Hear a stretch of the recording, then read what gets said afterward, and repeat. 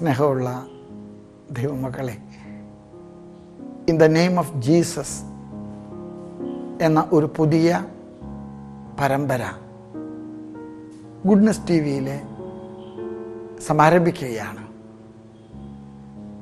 ഈ പരമ്പര ആരംഭിക്കാനായിട്ട്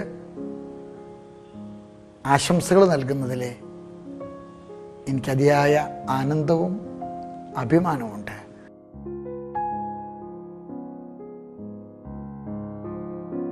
in the name of Jesus എന്ന പരിപാടിയിൽ ഇന്ന് നാം പരിചയപ്പെടുന്നത് എറണാകുളം സ്വദേശിയും ഈശോയ്ക്ക് വേണ്ടി തന്റെ ജീവിതം മുഴുവനും കാഴ്ചവെച്ച ബ്രദർ എൽവിസ് കോട്ടൂരാനാണ്. എൻ്റെ പേര് എൽവിസ് കോട്ടൂരാൻ. ഞാൻ എറണാകുളത്ത് കച്ചേരിപ്പടിയിൽ താമസിക്കുന്നു. ഭാര്യ പ്രിയ, 6 മക്കളുണ്ട്. ഏകദേശം 24 വർഷങ്ങൾക്ക് മുമ്പാണ് ആദ്യമായിട്ട് ധ്യാനം കൂടി യേശു അനുഭവത്തിലേക്ക് വരുന്നത്.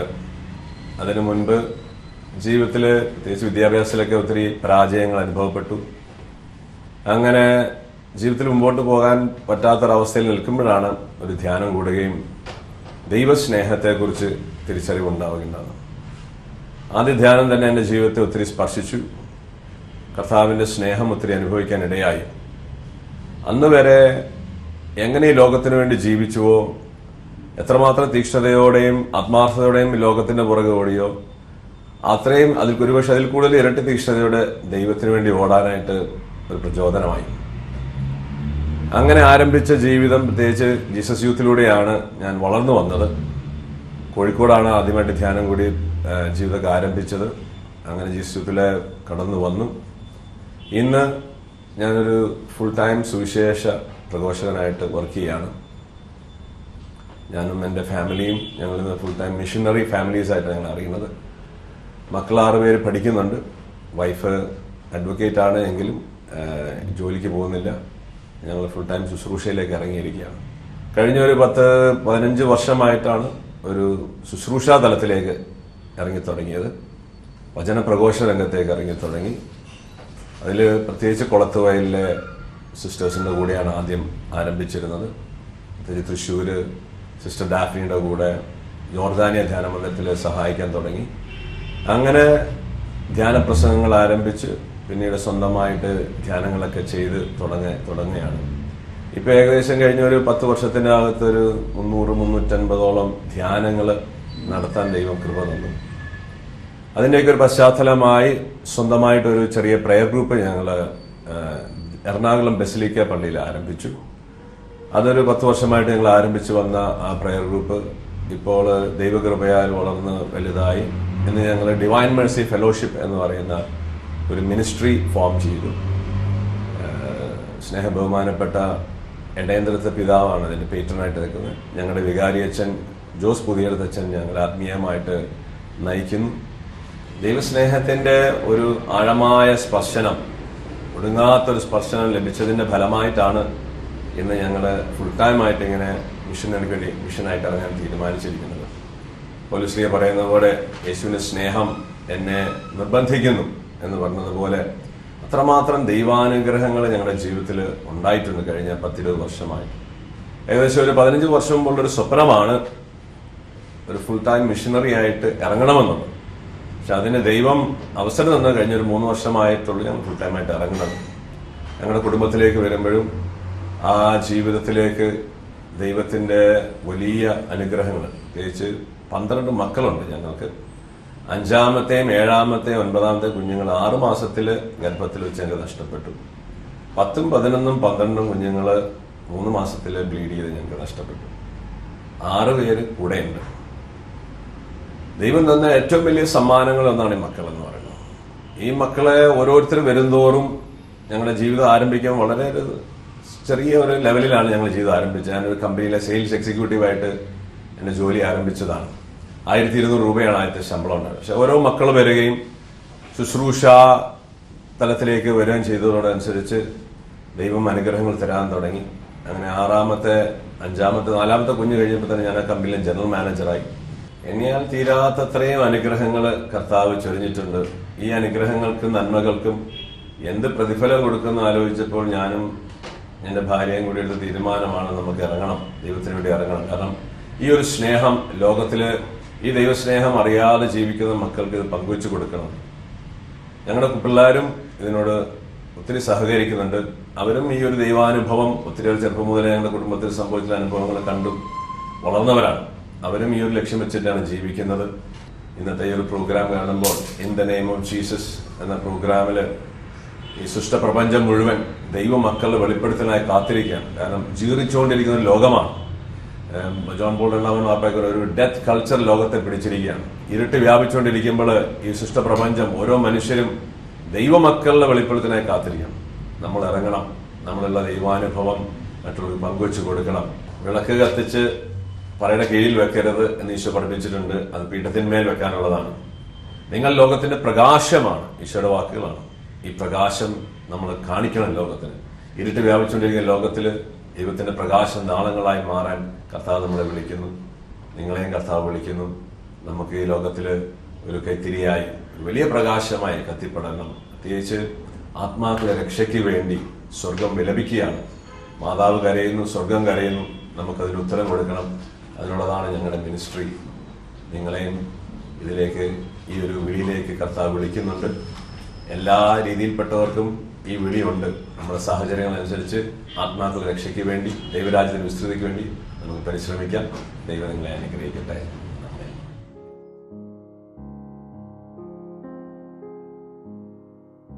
Hallelujah, hallelujah, praise the lord. In the name of ജീസസിലേക്ക് സ്വാഗതം. യേശുക്രിസ്തുവിന്റെ നാമത്തിലെ ഈ മഹത്തായ വലിയ ശുശ്രൂഷയിലെ പങ്കെടുത്തുകൊണ്ടിരിക്കുന്ന എല്ലാ മക്കളിലേക്കും വലിയ ദൈവത്തിന്റെ അഭിഷേകത്തിന്റെ അഗ്നി നിറയട്ടെ. അപ്പോസ്തലപ്രവർത്തനം 4:30 അവിടുത്തെ പരിശുദ്ധ ദാസനായ യേശുക്രിസ്തുവിന്റെ നാമത്തിലെ അടയാളങ്ങളും അത്ഭുതങ്ങളും രോഗശാന്തിയും സംഭവിക്കുന്നതിന് വേണ്ടി അവിടുത്തെ കരങ്ങള് ഈ നിമിഷം നീട്ടണമേ. രോഗികളായി കിടക്കുന്ന വ്യക്തികൾ, മറ്റ് മാനസികമായി ഒത്തിരി അസ്വസ്ഥകളായിരിക്കുന്ന മക്കളെ, അവരിലേക്ക് എല്ലാം ദൈവത്തിന്റെ അദൃശ്യമായ കരം ഈ നിമിഷം സ്പർശിക്കണമേ. നമുക്ക് അതിനുവേണ്ടി ഇന്ന് പ്രാർത്ഥിക്കാം. അമ്മയുടെ വലിയ മാധ്യസ്ഥം നമുക്ക് ചോദിച്ചുകൊണ്ട് പ്രാർത്ഥിക്കാം. ഇന്ന് 71 രാജ്യങ്ങളായി കണ്ടുകൊണ്ടിരിക്കുന്ന ഓരോ മക്കളിലേക്കും ആ ദൈവത്തിന്റെ വലിയ ശക്തി വന്ന് നിറയുവാൻ, ആ വലിയ അഭിഷേകം വന്ന് നിറയുവാൻ, അവിടുത്തെ അത്ഭുത കരം ഒന്ന് സ്പർശിക്കാൻ വേണ്ടി നമുക്കൊന്ന് പ്രാർത്ഥിക്കാം. നമുക്കൊന്ന് കരങ്ങൾ ഒന്ന് മെല്ലെ ഉയർത്തിക്കൊണ്ട്, ഒന്ന് കണ്ണുകൾ അടച്ചുകൊണ്ട് നമുക്കൊന്ന് സ്തുതിച്ച് പ്രാർത്ഥിക്കട്ടെ. യേശുവേ സ്തോത്രം. Hallelujah, hallelujah, hallelujah, hallelujah. ഓ കർത്താവേ, ഒത്തിരി വേദനയോടുകൂടെ ഞങ്ങളിപ്പോൾ ഇരിക്കുന്നത്. മനസ്സിനകത്ത് ഒത്തിരി ബുദ്ധിമുട്ടുകളാ, സാമ്പത്തികമായി ഒത്തിരി തകർച്ചകളാ, ഒത്തിരി രോഗങ്ങളാ, കുടുംബത്തൊരു മനസ്സമാധാനമില്ല ഈശോയെ. ഈ സമയങ്ങളിലെല്ലാം ഇനി എങ്ങനെ ജീവിക്കുന്നത് ആഗ്രഹപ്പെട്ടുകൊണ്ടാണ് നിൽക്കുന്നത്. ഓ കർത്താവേ, അവിടുത്തെ അദൃശ്യമായ കരം ഈ നിമിഷം അപ്പോസ്തലപ്രവർത്തനം 4:30 പ്രകാരം അവിടുത്തെ പരിശുദ്ധ ദാസനായ യേശു ക്രിസ്തുവിന്റെ നാമത്തിലെ രോഗശാന്തിയും അടയാളങ്ങളും അത്ഭുതങ്ങളും സംഭവിക്കാൻ വേണ്ടി അവിടുത്തെ കരം ഈ നിമിഷം എന്നെ ഒന്ന് സ്പർശിക്കണമേ. ഹല്ലേലൂയ. പ്രത്യേകിച്ച് ഇന്റൻസീവ് കെയർ യൂണിറ്റിൽ കിടക്കുന്ന മക്കളെ സ്പർശിക്കണമേ. ഓപ്പറേഷൻ തിയേറ്ററിൽ കിടക്കുന്ന വ്യക്തികളെ സ്പർശിക്കണമേ. തെരുവിലായിരിക്കുന്ന മക്കളെ സ്പർശിക്കണമേ. ഇതപ്പം ഞാൻ തൂങ്ങി മരിക്കണോ, മറ്റ് ആത്മഹത്യ ചെയ്യണോ ഒക്കെ ചിന്തിച്ചുകൊണ്ടിരിക്കുന്ന മക്കളെ ഈ നിമിഷം സ്പർശിക്കണമേ. അത്ഭുത കരം ഈ നിമിഷം മക്കളെ മേൽ ഒഴുകണമേ. ആമേൻ. Hallelujah, hallelujah. ഒത്തിരി മക്കളെ ഈ സമയങ്ങള് കർത്താവ് തൊട്ടിട്ടുണ്ട്. അതെ, നമുക്ക് പ്രാർത്ഥിക്കാം. ഇന്ന് നമ്മൾ കണ്ടുമുട്ടിയ എൽവിസ് കോട്ടുവരാൻ എന്ന ആ യുവ പ്രേക്ഷിതനെയാണ് നമ്മൾ കണ്ടുമുട്ടിയത്. എറണാകുളം കച്ചേരിപ്പടിക്ക് അടുത്ത് താമസമാക്കിയിരിക്കുന്ന മകൻ. ആ മകന്റെ ജീവിതം നമ്മൾ കണ്ടു. വലിയൊരു കമ്പനിയുടെ മാനേജരായ ആ വ്യക്തി തൻ്റെ ജീവിതത്തിലേക്ക് തൻ്റെ പ്രിയ സഖിയെ, അഡ്വക്കേറ്റായ പ്രിയ സഖിയെ കൂട്ടിയപ്പോൾ ആ ദൈവികത്തിൻ്റെ ശക്തി തിരിച്ചറിഞ്ഞു കഴിഞ്ഞപ്പോൾ അവരുടെ ജീവിതത്തിൽ വലിയ മാറ്റങ്ങളാണ് സംഭവിച്ചത്. ഡിവൈൻ മേഴ്സി എന്ന വലിയ ശുശ്രൂഷ അവർ തുടക്കം കുറിക്കുകയും ഇന്ന് അനേക രാജ്യങ്ങളിൽ പോയി ദൈവത്തിന്റെ വചനം കൊടുത്തുകൊണ്ടിരിക്കുന്ന ഒരു വ്യക്തിയാണ് എൽവിസ് ബ്രദറിനെ നമ്മൾ കണ്ടുമുട്ടിയത്.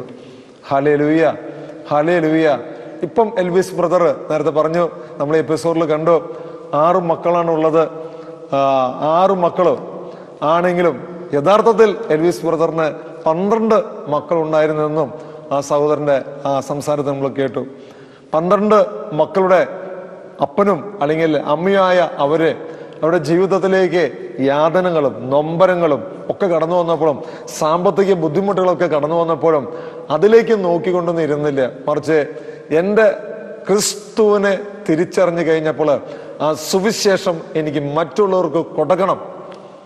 ഈ മറ്റുള്ളവർക്ക് കൊടുക്കാൻ വേണ്ടി സ്വന്തം മക്കളും ഭാര്യയും പൂർണ്ണ പിന്തുണ ലഭിച്ചു കഴിഞ്ഞപ്പോൾ അത് ഓടി അനേക രാജ്യങ്ങളിൽ പോയി സുവിശേഷം കൊടുത്തുകൊണ്ട് അത് മുൻകാലങ്ങളിൽ ജീസസ് യൂത്തിലൂടെയും മറ്റ് യുവജന പ്രസ്ഥാനങ്ങളും എല്ലാം കടന്നു വന്നുകൊണ്ട് പിന്നീട് തൊഴിൽ മേഖലയിലേക്ക് കടന്നു വരികയും ആ തൊഴിൽ മേഖല യേശു ക്രിസ്തുവിന് വേണ്ടി അത് ഉപേക്ഷിച്ചുകൊണ്ട് ഇന്ന് ഫുൾ ടൈമായി സുവിശേഷം കൊടുത്തുകൊണ്ടിരിക്കുന്ന എൽവിസ് ബ്രദറെയാണ് നമ്മൾ കണ്ടുമുട്ടിയത്.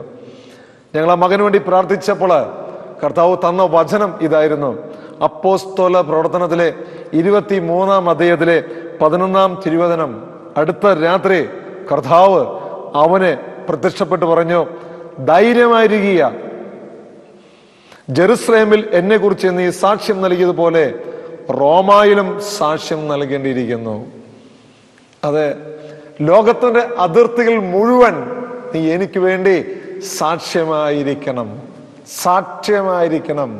അതെ, വചനം പറയുക മാത്രമല്ല, സാക്ഷ്യ ജീവിതം കൂടി ആയിരിക്കണം. ഹല്ലേലൂയ.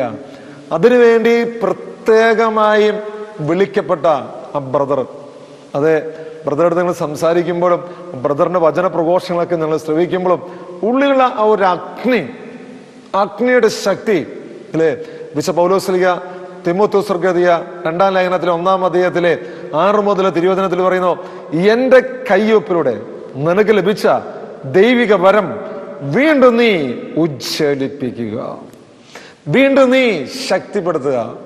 എന്റെ കയ്യൊപ്പിലൂടെ നിനക്ക് ലഭിച്ച പരിശുദ്ധാത്മാവിനെ വീണ്ടും നീ ഉജ്ജ്വലിപ്പിക്കുക. എന്നാൽ ഞാൻ നിനക്ക് നൽകുന്നത് ഭീരുത്വത്തിന്റെ ആത്മാവിനെ അല്ല, പിന്നെയോ ശക്തിയുടെയും സ്നേഹത്തിന്റെയും ആത്മ നിയന്ത്രണത്തിന്റെയും ആത്മാവിനെയാണ് നിനക്ക് ഞാൻ തന്നിട്ടുള്ളത്. ശക്തിയുടെ ആത്മാവ്. അതെ, അനേകം രക്തസാക്ഷിയുടെ ഉടലെടുത്ത ഈ കത്തോലിക്ക സഭയിലെ അത് എന്ത് പ്രശ്നം ഉണ്ടായെങ്കിലും ഇന്ന് ആയിരക്കണക്കിന് വ്യക്തികളെ പല സ്ഥലങ്ങളിലും കൊലപ്പെട്ട് ചെയ്തുകൊണ്ടിരിക്കുക. നമ്മൾ അടുത്ത പത്രങ്ങളിലൂടെയും അല്ലെങ്കിൽ നെറ്റിലൂടെയൊക്കെ നമ്മൾ കണ്ടു, യൂട്യൂബിലൂടെയും വാട്സപ്പിലൂടെയൊക്കെ നമ്മൾ കണ്ടു. 10,000-കണക്കിന് വ്യക്തികളെ ക്രിസ്ത്യാനി ആയതിന്റെ പേരിൽ ഈ തൊട്ട രാജ്യങ്ങൾ ഇറാഖിലും ലിബിയയിലും സിറിയയിലും പാകിസ്ഥാനിലും ചൈനയിലൊക്കെ അനേകം മക്കള് കഴുത്തറക്കപ്പെട്ടവരെ മരിക്കപ്പെട്ട് ചെറിയ കുഞ്ഞുങ്ങളെ വരെ AK-47 വായ്ക്കകത്ത് വെച്ചുകൊണ്ട് വെടിവെച്ചുകൊണ്ടിരിക്കുന്ന ഒരു മഹാസംഭവം നമ്മൾ കണ്ടുകൊണ്ടിരിക്കുന്നുണ്ട്. ഹല്ലേലൂയ. അതെ, ഇതൊക്കെ കാണുമ്പോഴും ഭയപ്പെടാൻ പാടില്ല നമ്മൾ. ശരിക്കും യേശുക്രിസ്തു എന്നാ പറഞ്ഞത്? തന്നെ കുരിശിലേറ്റുന്നവനെ നോക്കിക്കൊണ്ട് കുരിശിന്റെ മുകളിൽ നിന്ന് കർത്താവ് പ്രാർത്ഥിച്ചു, കർത്താവേ, ഇവർ ചെയ്യുന്നത് ഇവർക്കറിയുകയില്ല, ഇവരോട് ക്ഷമിക്കണമേ.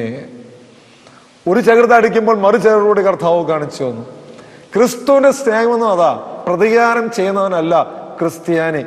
പലപ്പോഴും ക്രിസ്ത്യാനികൾ പ്രതികാരം ചെയ്യാൻ പോയി കഴിഞ്ഞാൽ അത് ക്രിസ്തുവിന്റെ ദാസനല്ല അവൻ ഒരിക്കലും, അത് സാത്താന്റെ ദാസന. പ്രതികാരം പാടില്ല ഒരിക്കലും. അത് മറ്റുള്ളവർ നമ്മൾ എന്തു പണി ആയിക്കോട്ടെ, മറിച്ച് നമ്മൾ ദൈവസ്നേഹം മറ്റുള്ളവർക്ക് കൊടുക്കാൻ വിളിക്കപ്പെട്ടവനാണ്. അല്ലെങ്കിൽ നമ്മുടെ തലർത്ത് വന്നാലും ചവിട്ടി വന്നാലും എങ്ങനെ കൊന്നാലും തോക്കുകൊണ്ട് വെടിവെച്ച് മരിച്ചാലും അവിടെ ഒരിക്കലും പ്രതികരിക്കാൻ പാടുള്ളതല്ല. അതെ, നീ ധൈര്യത്തിന്റെ ആത്മാവ്, ശക്തിയുടെ ആത്മാവാ നിനക്ക് ദൈവം തന്നിട്ടുള്ളത്. ഈ ശക്തിയുടെ ആത്മാവ് നമ്മുടെ ഉള്ളിലേക്ക് വസിക്കുമ്പോൾ ഈ ശക്തി തിരിച്ചറിഞ്ഞ് നമ്മൾ മുന്നേറണം.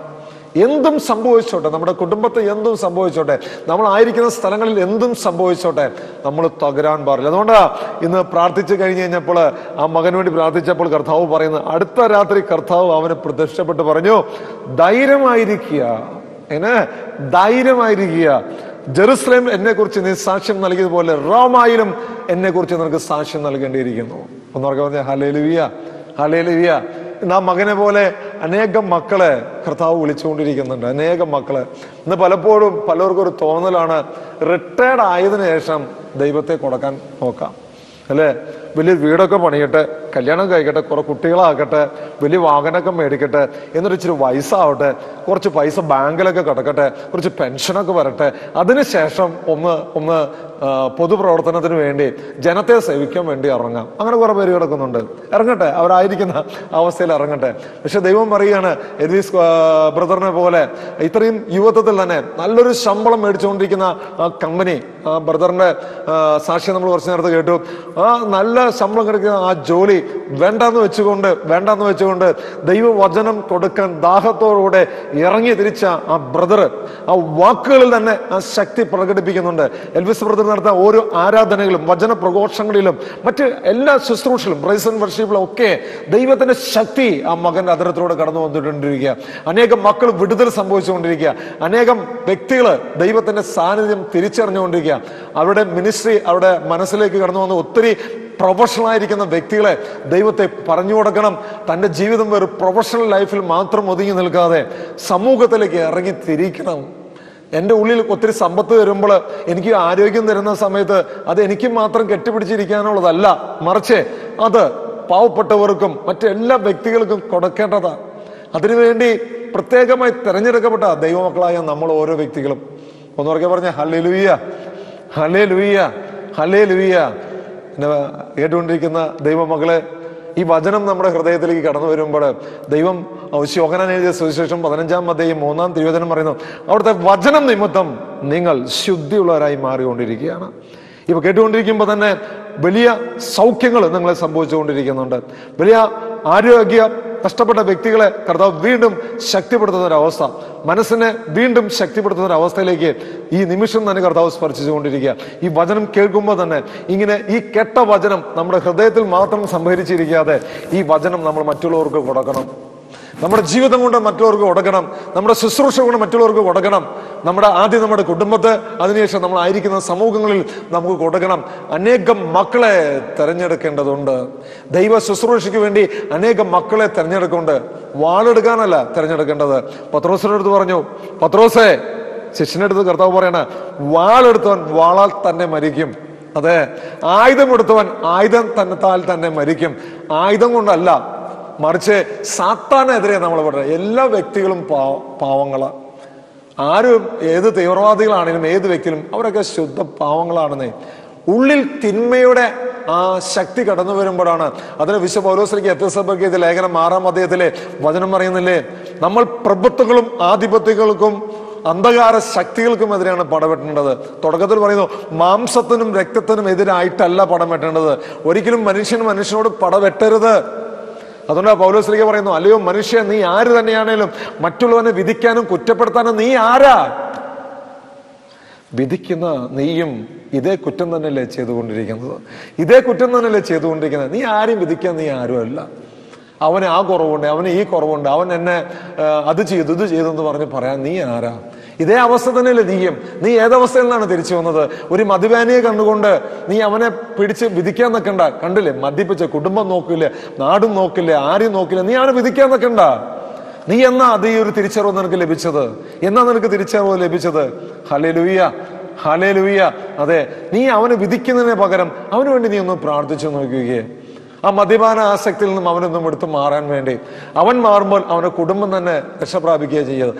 നീ കുറെ ആൾക്കാരും വിളിച്ചു കൂട്ടി അവനെതിരെ ഒന്ന് പോലീസ് സ്റ്റേഷനിലും നാട്ടുകാരത്തും അല്ലെങ്കിൽ അവൻ 2 അടിയും കൊടുത്തുകൊണ്ട് അവന്റെ പ്രശ്നം തീരോ? അവന്റെ മദ്യപാനം തീരോ? ഒരിക്കലും മദ്യപാനം തീരില്ല. മറിച്ച് അവനെ സ്നേഹിച്ചുകൊണ്ട്, അവനെ താലിലിച്ചുകൊണ്ട്, ഈ മദ്യം വിഷമാണ്, അവൻ ലഹരി വസ്തുക്കൾ നീ ഉപയോഗിക്കരുതെന്നും, മറിച്ച് നിന്റെ ആത്മാവിനെയും ശരീരത്തെയും സമൂഹത്തെയും നിന്റെ കുടുംബത്തെയും നീ നശിപ്പിക്കുകയാണെന്നുള്ള ബോധ്യം കൊടുത്തുകൊണ്ട് അവന് വേണ്ടി പ്രാർത്ഥിക്കുമ്പോൾ ആ കുടുംബം രക്ഷപ്പെടുക ചെയ്യുന്നത്. മറിച്ച് അവനെ നീ വിധിക്കുക കുറ്റപ്പെടുത്തുകയല്ല വേണ്ടത്. ഒരു ക്രിസ്ത്യാനി പ്രത്യേകമായി തെരഞ്ഞെടുത്തുകൊണ്ടിരിക്കുന്ന വ്യക്തി അവരെ അങ്ങനെ വിധിക്കാനല്ല ദൈവം ആഗ്രഹിക്കുന്നത്. Hallelujah, hallelujah. ആരായിക്കോട്ടെ, ഏത് മത സമൂഹത്തിൽ വ്യക്തിയായിക്കോട്ടെ, അവരെല്ലാവരെയും സ്നേഹിക്കുക. ഓടിയെന്ന ഒരു തലയിൽ കൊണ്ട് മാമോദിസ മുക്കാനല്ല കർത്താവ് പറഞ്ഞിട്ടുള്ളത്. മറിച്ച് നിന്റെ ജീവിതം കൊണ്ട് നീ കാണിച്ചു കൊടുക്കുക, ക്രിസ്തുവിനെ കാണിച്ചു കൊടുക്കുക. ഇങ്ങനെയാണ് ക്രിസ്ത്യാനി എന്ന് കാണിച്ചു കൊടുക്കാൻ വേണ്ടത്. അതെ, ഇത് കാണിച്ചു കൊടുക്കാതെ നമ്മൾ എന്തൊക്കെ കേട്ടോ അവിടെ ഇവിടെയും കേട്ടതിന് വെളിച്ചത്തിൽ നമ്മളൊന്ന് പെട്ടെന്ന് അങ്ങ് ചൂടായി എന്നിട്ട് ഒന്ന് പ്രതികരിച്ച് അല്ലെങ്കിൽ അവർക്കെതിരെ കേസ് കൊടുത്ത് മുന്നേറാനല്ല യേശു ക്രിസ്തു നമ്മളെ വിളിച്ചിട്ടുള്ളത്. Hallelujah, hallelujah. ഇന്ന് കിട്ടിയ വചനം നമ്മൾ മനസ്സിലാക്കി എടുക്കുക. അതെ, നിനക്ക് ജെറുസലേമിൽ മാത്രമല്ല നിന്റെ നാട്ടിൽ മാത്രമല്ല, ഒത്തിരി സ്ഥലത്ത് നീ സുവിശേഷമായി മാറേണ്ടതുണ്ട്. ധൈര്യമായിരിക്കെ. പരിശുദ്ധാത്മാവിന്റെ ശക്തി, അഭിഷേകം, പവർ നിന്നിലേക്ക് കടന്നു വന്നിരിക്കുക. Hallelujah, hallelujah.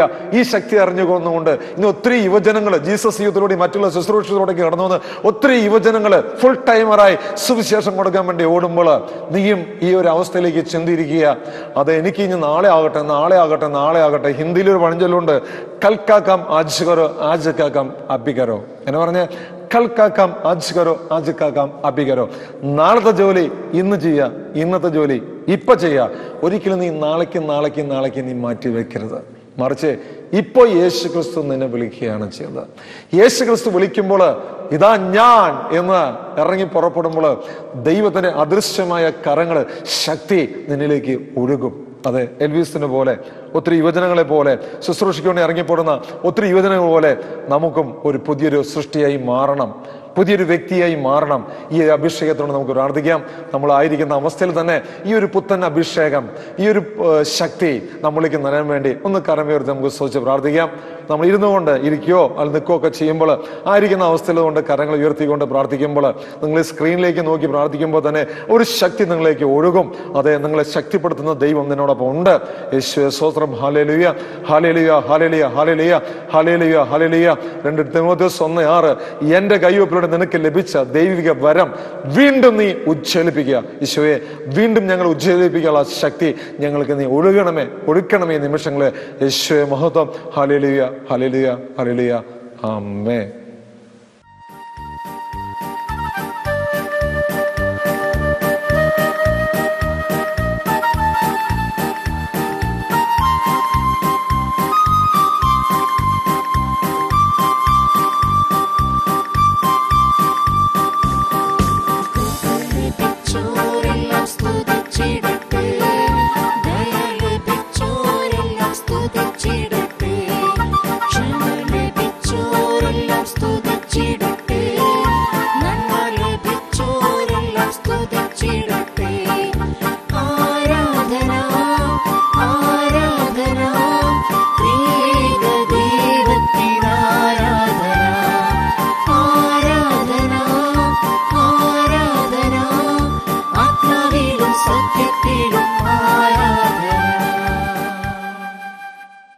സ്വർഗത്തിനിറങ്ങിയ ജീവനുള്ള അപ്പം ഞാനാണ്.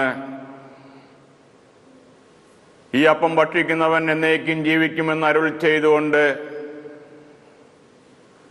ഞങ്ങളുടെ മധ്യേ എഴുന്നള്ളിയിരിക്കുന്ന തിരുവോസ്തിരൂപനായ ഈശോനാഥ, അങ്ങ് ഞങ്ങളുടെ ജീവിതത്തെ നോക്കി കാണുകയും ഞങ്ങൾ ഓരോരുത്തരുടെ ജീവിതത്തെ പുഷ്ടിപ്പെടുത്തിക്കൊണ്ട് നിന്നെ മേയിക്കുന്ന നല്ല ഇടയനാണ് ഞാൻ, നിന്നെ ബലപ്പെടുത്തും ദൈവമാണ് ഞാൻ എന്ന് പറഞ്ഞുകൊണ്ട് സദാസമയവും ഞങ്ങളെ അനുഗ്രഹിക്കുകയും ആശീർവദിക്കുകയും ചെയ്യുന്ന സ്നേഹസമ്പന്നനായ ഈശോയെ, അങ്ങേ ഞങ്ങൾ ആരാധിക്കുന്നു, സ്തുതിക്കുന്നു, അങ്ങേക്ക് നന്ദി പറയുന്നു.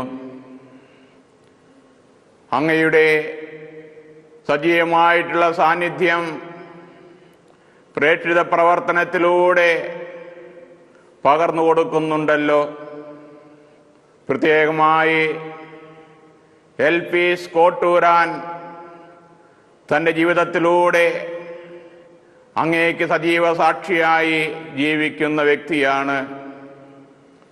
6 മക്കളുള്ള കുടുംബം പുലർത്തുന്നുവെങ്കിലും തൻ്റെ കുടുംബജീവിതത്തിലൂടെ അങ്ങേക്ക് വേണ്ടി ജോലി ചെയ്യുവാനായി പരിശ്രമിച്ചു കൊണ്ടിരിക്കുന്ന ആ സഹോദരനോട് ചേർന്നുകൊണ്ട് ഞങ്ങൾ അങ്ങേ ആരാധിക്കുന്നു.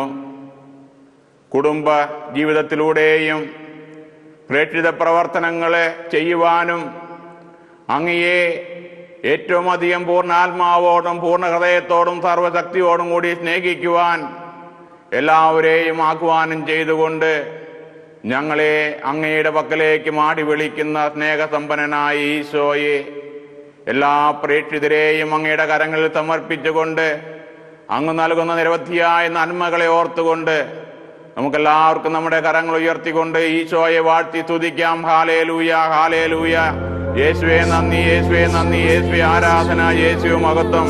നന്ദി ദൈവമേ, നന്ദി ദൈവമേ, ആരാധന മഹത്വം. നല്ല ഈശോയെ നന്ദി, നന്ദി. Hallelujah, hallelujah.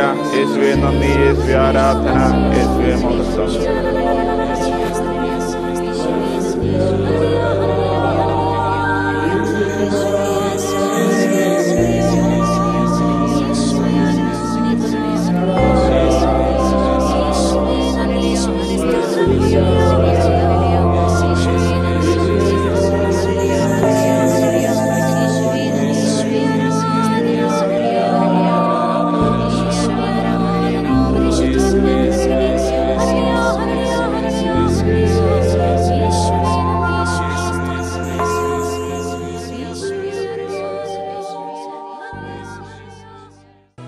Praise the Lord. Hallelujah. The name of Jesus എന്ന മഹാശുശ്രൂഷയുടെ 13ാം എപ്പിസോഡ് പൂർത്തിയാകാണ്. 13ാം എപ്പിസോഡിൽ നമ്മൾ കണ്ടുമുട്ടിയ എൽവിസ് കോട്ടൂരാൻ എന്ന ബ്രദറിൻ്റെ പ്രേക്ഷിത പ്രവർത്തനത്തെക്കുറിച്ച്, കുടുംബജീവിതത്തെക്കുറിച്ച് നമ്മൾ മനസ്സിലാക്കിയെടുത്തു. ഇനി അടുത്ത ആഴ്ച നമ്മൾ കണ്ടുമുട്ടാൻ പോകുന്നത് സിബി മാത്യു വയനാട്. 20ഓളം വർഷമായി എറണാകുളം സിറ്റിയിൽ ജീവിച്ച് ഒരു പ്രമുഖ കമ്പനി, ഇൻഷുറൻസ് കമ്പനിയുടെ മാനേജരായി ജോലി ചെയ്തിരുന്ന സിബി മാത്യു ഇപ്പോൾ ആ ജോലി പരിപൂർണമായും ഉപേക്ഷിച്ചുകൊണ്ട് ദൈവ ശുശ്രൂഷയ്ക്ക് വേണ്ടി ഇറങ്ങിപ്പുറപ്പെടുകയും അതേ പ്രൊഫഷണൽ മേഖലയിലെ സുവിശേഷം എങ്ങനെ എത്തിക്കാൻ സാധിക്കും എന്ന വലിയ ആശയവുമായി മുന്നേറുകയും സ്വന്തം ഭവനം മറ്റുള്ളവർക്ക് മാതൃകയായി ഭാര്യയും 6 മക്കളുള്ള സിബി മാത്യുവിനെയാണ് നമ്മൾ അടുത്ത ആഴ്ച പരിചയപ്പെടാൻ പോകുന്നത്. സിബി മാത്യുവിൻ്റെ ആ വലിയ ശുശ്രൂഷയ്ക്ക് വേണ്ടി നമുക്ക് പ്രാർത്ഥിക്കാം. അടുത്ത ആഴ്ച കണ്ടുമുട്ടുവരെ നമുക്ക് പ്രാർത്ഥിക്കാം. അതെ, ഇൻ ദ നെയിം ഓഫ് ജീസസിലെ ഓരോ ആഴ്ചയിലും കണ്ടുമുട്ടുന്ന വ്യക്തികൾക്കും ഇന്ന് തുടർന്നു വരുന്ന വ്യക്തികൾക്കൊക്കെ വേണ്ടി നമുക്ക് പ്രാർത്ഥിക്കാം. പരിശുദ്ധ അമ്മയുടെ വലിയ മാധ്യസ്ഥം നമുക്ക് ചോദിക്കാം. ആമേൻ.